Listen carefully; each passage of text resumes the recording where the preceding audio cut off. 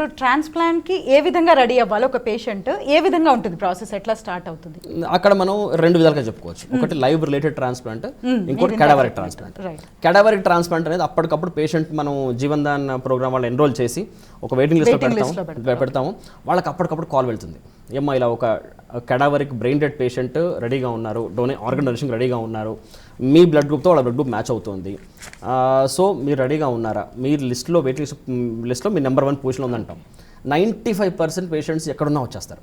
ఎందుకంటే కొన్ని సంవత్సరాలుగా వాళ్ళు వెయిట్ చేస్తూ ఉంటారు. కొంతమంది ఆ వెయిటింగ్ లిస్ట్లో ఉంటూ పోతారు కూడా. ఓకే, సో చాలా దురదృష్టమైన సిచ్యువేషన్ అది.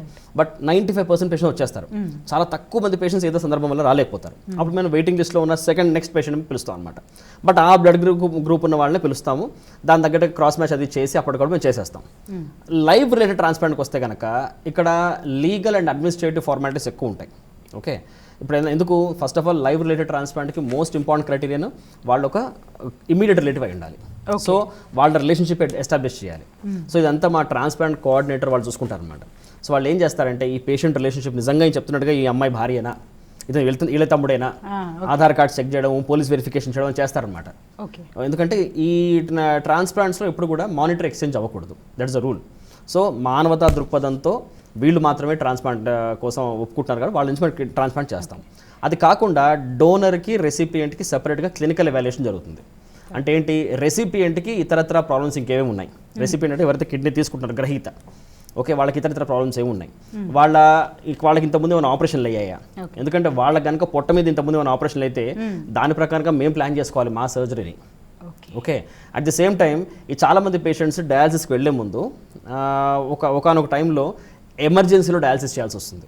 సో ఎమర్జెన్సీ డయాలసిస్కి వాళ్ళకి ఈ జుగులర్ వెయిన్ కానీ మనం క్యాన్యులేట్ చేస్తాం. ఇండియాలో మాత్రం మ్యాక్సిమం అందరూ జుగులర్ వెయిన్నే క్యాన్యులేట్ చేస్తారు. బట్ వేరే దేశాల్లో చాలా పెరిఫెరీలో ఏం చేస్తారంటే కాళ్ళలో ఉన్న వెయిన్స్కి వాళ్ళు క్యాన్లో పెడతారు. కాళ్ళలో ఉన్న వెయిన్స్కి క్యాన్లో పెడితే ఏమవుతుందంటే ఇక్కడ నుంచి వచ్చే వెయిన్స్ దగ్గరే మేము ఆ ట్రాన్స్ప్లాంట్ సంబంధించి ఆపరేషన్ చేస్తాం. దాంట్లో రక్తం గడ్డలు తయారైపోవడం, ఆ వెయిన్స్ పాడైపోవడం జరుగుతాయి అనమాట.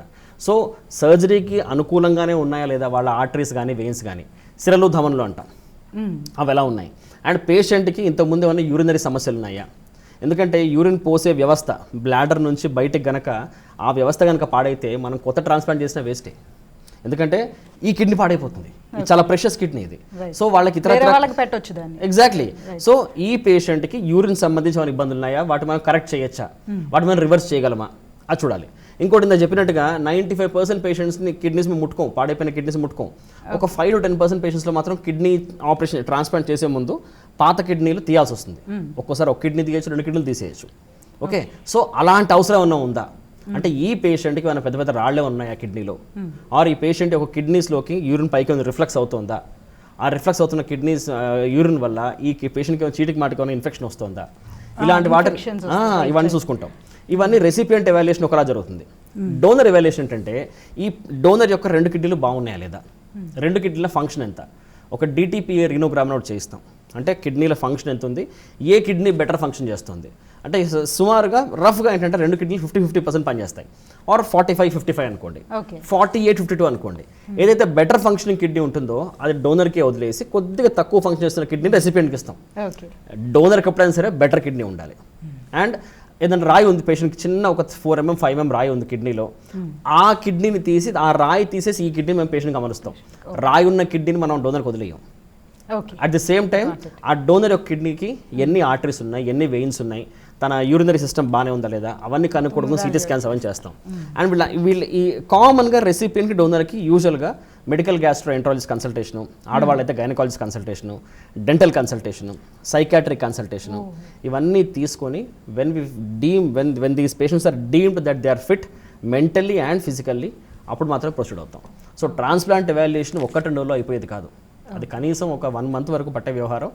సో ఇవన్నీ తీసుకున్నాక జాగ్రత్తగా, అల్టిమేట్లీ మా ఉద్దేశం ఏంటి, చేసే ఆపరేషన్ సక్సెస్ అవ్వాలి, డోనర్ కూడా బాగుండాలి. ఎందుకంటే donor is not a patient here. Donor మానవతా దృక్పథంతో కిడ్నీ ఇవ్వడానికి ముందుకు వచ్చారు. సో వాళ్ళు మాకు equally or in fact more important than the recipient. అది కరెక్ట్ డాక్టర్.